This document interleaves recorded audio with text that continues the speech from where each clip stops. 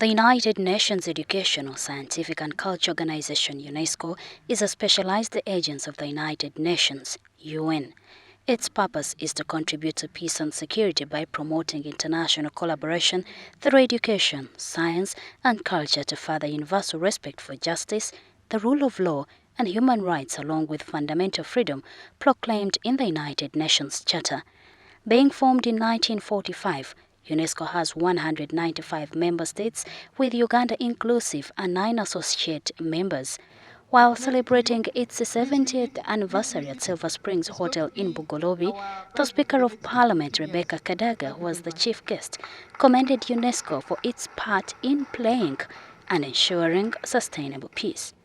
To build lasting peace, that peace must be established on the basis of moral and intellectual solidarity of humanity.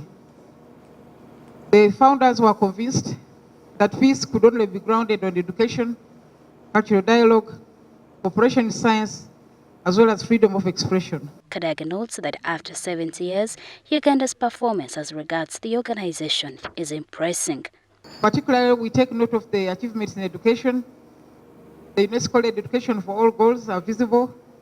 Universal primary and secondary education, vocationalization of education, and liberalization of higher education. We are carrying this into the post-2015 agenda, right into Education 2030. In the meantime, UNESCO Secretary General Augustine Omare Okrut explains that the celebrations set a reflection mode for Uganda on what she has done and what ought to be done. Reflect what have we done with UNESCO for the last 70 years, what else could we have done better, and what else can we do now as we move to the next 70 years. And I think it's also very timely, as it comes at a time when only last week the UN General Assembly has just declared the Sustainable Development Goals, and sustainable development is one of the key areas of focus of UNESCO within its fields of competence. 70 years of existence has not been a simple path, as Omare explains the challenges. The countries began to open embassies in Uganda and they started doing bilateral activities. You find that they prefer to give their support directly. So in a way, UNESCO's funding kind of went down. That's one. Two, it has been sometimes labeled as a political organization.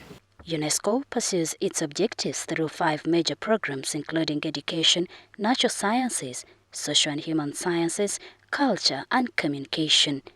UNESCO's aim is to contribute to the building of peace, the eradication of poverty, sustainable development, and intercultural dialogue through education, the sciences, culture, communication, and information.